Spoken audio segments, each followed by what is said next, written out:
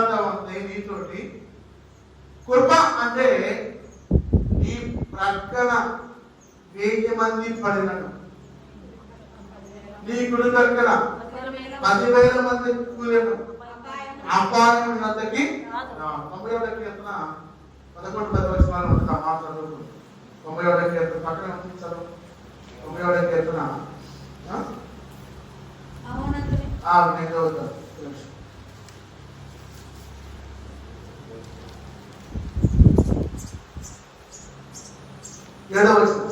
నీ ప్రక్కన 1000 మంది పడినను, నీ కుడి ప్రక్కన 10,000 మంది కూలినను, అపాయం వద్దకు రాదు.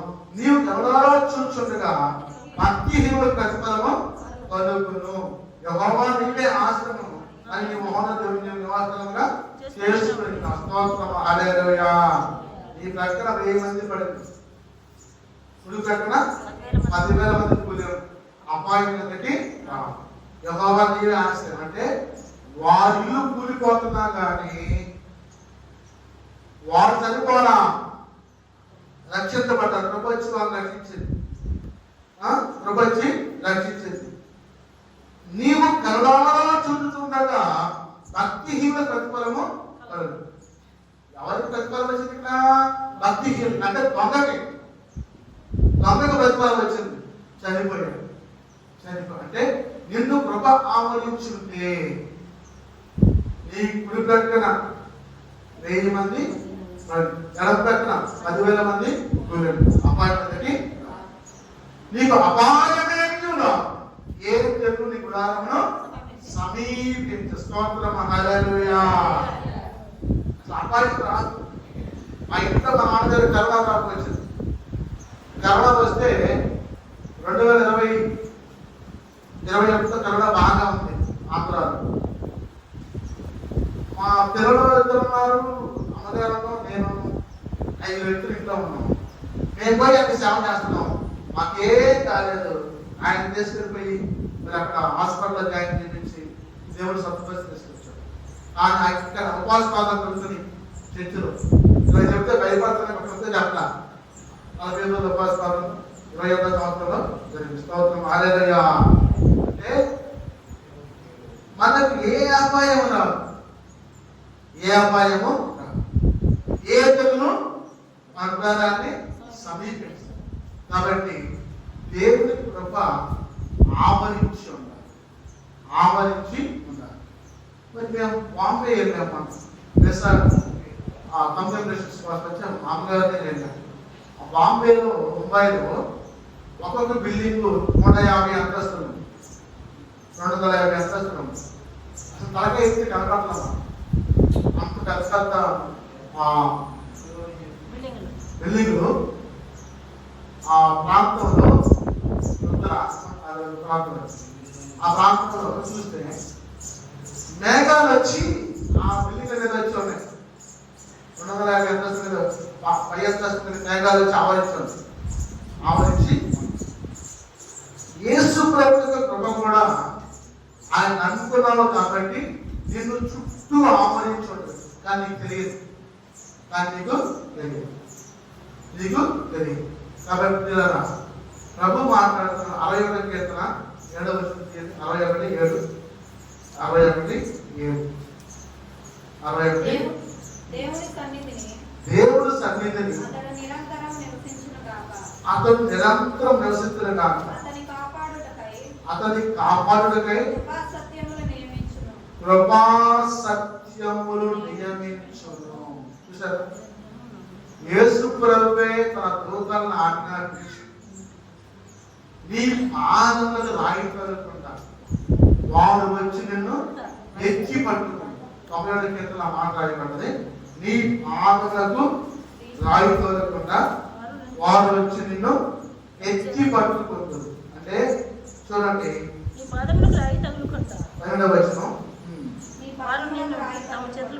11 నీ మార్గములన్నిటిలో నేను కాపాడుతాను, ఆయన తన దూతను ఆజ్ఞాపించును, నీ పాదములు రాయి తొలగకుండా వాడును తమ చేతుల మీద ఎత్తి పట్టు. స్తోత్రం. హల్లెలూయా. దేవుని సన్నిధిని అది నిరంతరము నివసించడం కాక అందరూ ఎప్పుడు చర్చికి రావాలి. బుధవారమైనా, శనివారమైనా, ఆదివారమైనా, కోటాలైనా మానేయకూడదు. మానేస్తున్నామంటే నువ్వు సన్నిధిని విడిచిపెడతాను. ఇప్పుడు ఒక చేతి తప్పు పెట్టాను, ఎట్లా వచ్చింది? అందరూ పక్కనే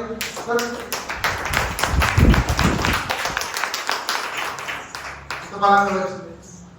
ఈ ఒంటరి ప్రార్థన నీళ్లు దాటిపోతుంది. సంఘ ప్రార్థన అందరూ నీ కోసం ప్రార్థన చేస్తే యేసయ్యకి దూపం వలె జరుగుతుంది. మందిరం అనేది వధువు, వరుడునే వేస్తున్నాడు. వధువుకి వెళ్ళి వరుడు చూస్తారు కానీ మనిషికి వెళ్ళి చూడరు. పెళ్లి కుమార్తె వైపు చూస్తాడు పెళ్లి కుమారుడు కానీ మనిషి వైపు చూడరు. నువ్వు ఒంటరిగా ప్రార్థన చేస్తే నీ ప్రార్థన అనేది చేస్తారు.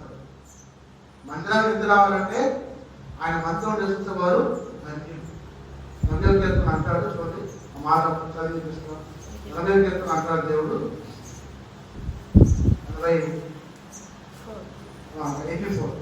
84లో రెండవ యెహోవా మందిరంలో చూడగలని నా ప్రాణం ఎంతో ఆశపడుతున్నది. అది సమస్యలుతున్నది. జీవముల దేవుడు దర్శించిన నా హృదయము, నా శరీరము ఆనందంతో కేకలు వేయించిన స్తోత్రం హల్లెలూయా. చర్చికి ఎప్పుడల్లా అన్నా, ఎప్పుడు ప్రార్థన చేయాలన్నా, ఎప్పుడు మోకాలు వేయాలన్నా, సంఘం దగ్గర స్కూల్కి వెంటనే మాట్లాడుకోవాలన్నా, మేము సంఘ ప్రార్థన ఎలా చేయాలని చెప్పి హృదయం కుట్టుకోగలం. ఇంట్లో ఉంటే కాసేపు ప్రార్థన చేస్తాం. మన అందరూ చెప్పారు చర్చికి పోకుండా పాస్ గారు కలిగి ఇంట్లో కూర్చొని గొడవలు పని చేసి కూర్చుంటే రెండు బాగా మారింది, ప్రార్థన చేస్తా ఉంది. మరి మామూలు వచ్చేసి భుజాల దగ్గరికి కూర్చోండి. లేవరా లేవరా లేవరా నాకు బండి మీద పెట్టాక నువ్వే నా బండి నడుపు అంటున్నారు. చర్చికి బాబు తర్వాత ఆయన తాగొచ్చి లారీ వచ్చి నేను కాబట్టు అని చెప్తే పరమటి కాబట్టి దృష్టిలో పెట్టింది.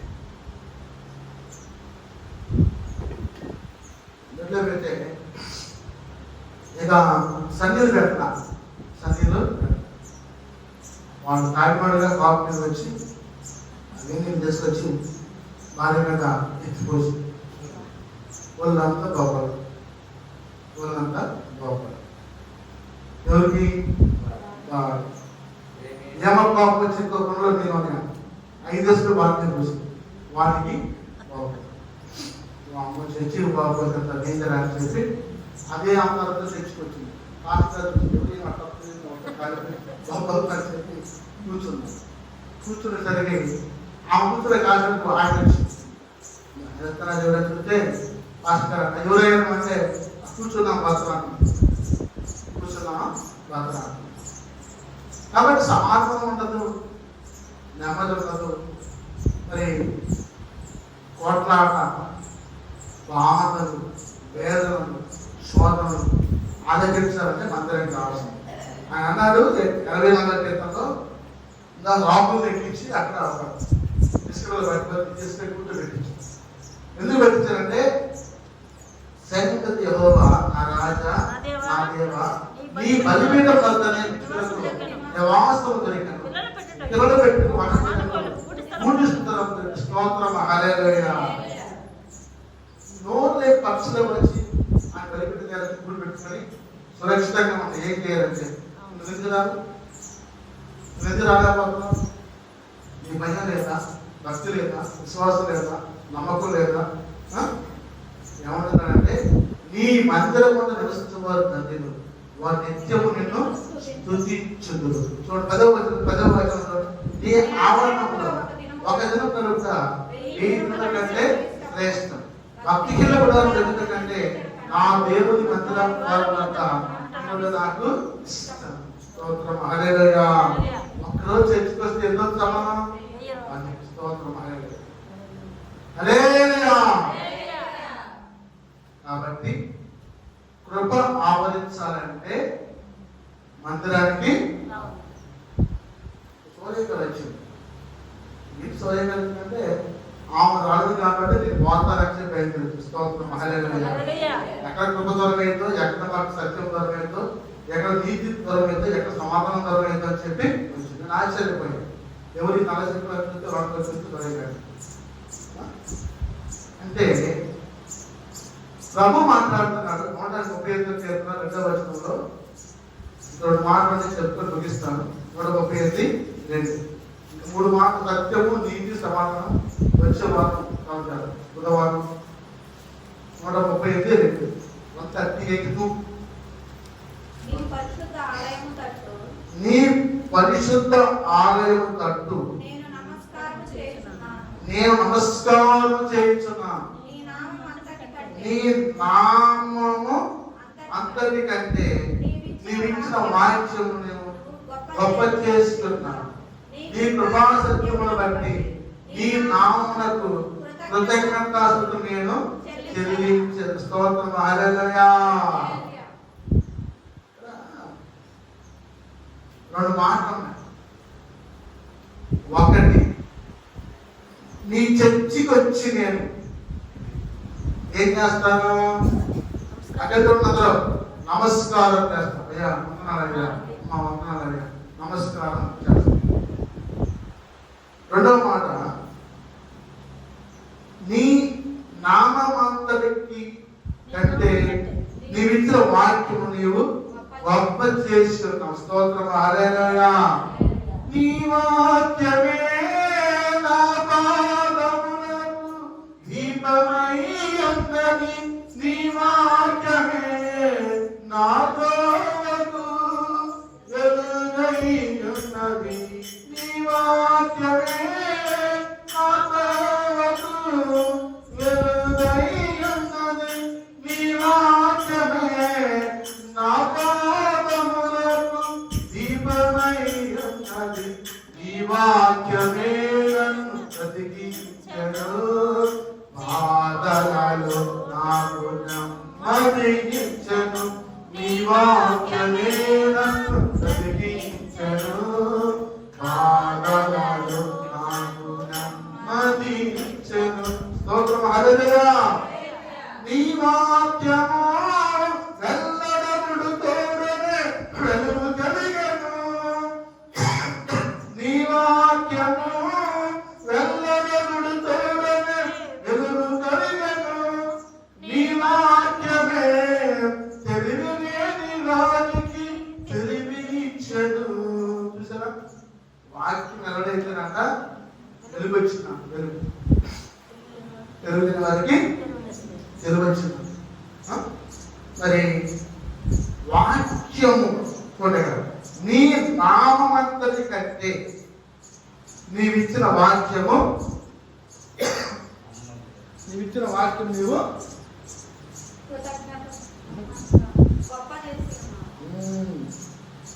గొప్ప చేస్తున్నా. అంటే యేసు ప్రభు వాక్యమైన దేవుడు. కృప ఆయనే, సత్యం ఆయనే, వాక్యము ఆయన. ఆయన యేసు ప్రభుని యెహోవా దేవుడు ఏం చేశాడ? గొప్ప చేశాడు. నీ కృపా సత్యమును బట్టి నీ నామమునకు కృతజ్ఞతాస్తుతులు నేను చెల్లిస్తున్నాను. స్తోత్రం హల్లెలూయా. కృపా సత్య సంపూర్ణమైన నా యేసయ్య. కృపా సత్య సంపూర్ణమైన నా యేసయ్య. అల్ఫా నీవే, ఒమేగా నీవే, ఆది నీవే, అంతం. కృతజ్ఞతాస్తుతులు నేను చెల్లిస్తాను. అంటే వందనాలయ్యా, వందనాలు కలిగి ప్రార్థన చేసుకుంటూ గడపాలి. 2 మాటలని కృప గురించి ఎప్పుడు ముగిస్తాను. సత్యము, నీతి, సమాధానం బుధవారం ఆదివారం శనివారం ఉన్నాయి కాబట్టి వాటితో చెప్తాను. మరి 2వ కొరింథీ 12వ అధ్యాయం 9వ వచనం. 2వ అపోస్తలుడైన పౌలు గారు కొరింథీయులకు రాసిన 2వ పత్రిక 12వ అధ్యాయం 9వ వచనం. 2వ కొరింథీ 12:9. అందుకు నా కృప నీకు చాలును. బలహీనత యందు నా శక్తి పరిపూర్ణమగుచున్నదని నా శక్తి పరిపూర్ణమగుచున్నదని ఆయన నాతో చెప్పెను. ఆయన నాతో చెప్పారు. కాగా క్రీస్తు శక్తి కాగా క్రీస్తు శక్తి నా మీద నిలిచియుండు నిమిత్తము విశేషముగా నా బలహీనత యందే బహు సంతోషముగా అతిశయపడుతుంది. స్తోత్రం, హల్లెలూయా. ప్రియులారా, వాక్యం మాట్లాడుతూ ఉంది. పౌలు గారు అంటున్నాడు,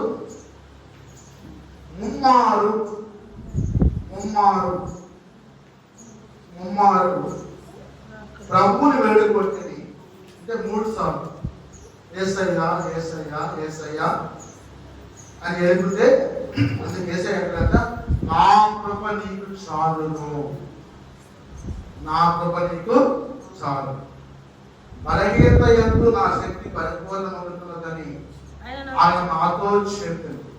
కాగా క్రీస్తు శక్తి నా మీద నిలిచియుండు నిమిత్తము విశేషముగా నా బలహీనత యందే బహు సంతోషముగా అతిశయపడుతున్న. స్తోత్రం, హల్లెలూయా. అక్కడ ఒక మాట ఉంది, చెప్తాను. క్రీస్తు శక్తి నా మీద నిలిచిన నిమిత్తం అంటే నన్ను కప్పు నిమిత్తం అంటే కాచుకొని ఉంది, ఆవరించి ఉంది, కప్పేసి ఉంది. అంటే యేసు ప్రభు వారు అంటున్నాడు, నా కృప నీకు ఏది కావాలో నాకు తెలుసు అయ్యా, ఏది ఇవ్వాలో నాకు తెలుసు, అవసరంగా టెన్షన్ పడబాకు, నీ భారము నా మీద మోపు, నీ పరలోపాలను నా మీద మోపు, అప్పుడు నువ్వు చేయనంతయో సఫలం. అంటే కీత్ అంటాడు కీతు పత్రికలో 3:7 కీతు 3:7 పక్కనే కీతు పత్రిక 3:7 3:7 మనం మన కృప వలన నీతిమంతులను తీర్చబడి నిత్య జీవనం కూర్చున్న దీక్షను బట్టి దానికి వాడుతున్నట్టుగా ఆ పరిశుద్ధాత్మ మన రక్షణ యేసుక్రీస్తు ద్వారా ఆయన మన మీద సమృద్ధిగా కుమ్మరించాడు. స్తోత్రం, హల్లెలూయా. ఏం కుమ్మరించాడు? కృప. కృప నిత్యం కాపుదల దయచేసి దేవతల కాపుదల నుంచి ఆయన కాపాడుకుంటూ వచ్చి కృపను కుమ్మరించి నిత్యము యేసు నామములో వర్ధన చేస్తున్నాడు. హల్లెలూయా. ఆ కృప మీ అందరినీ ఆవరించును గాక. మీరందరూ ఆ కృప పొందుకుందురు గాక. మీరందరూ ఆ కృప నిలిచిద్దురు గాక. ఆ కృపా సత్య సంపూర్ణ ఎల్లప్పుడూ ఆశ్రయించి జీవితులు గాక. హల్లెలూయా.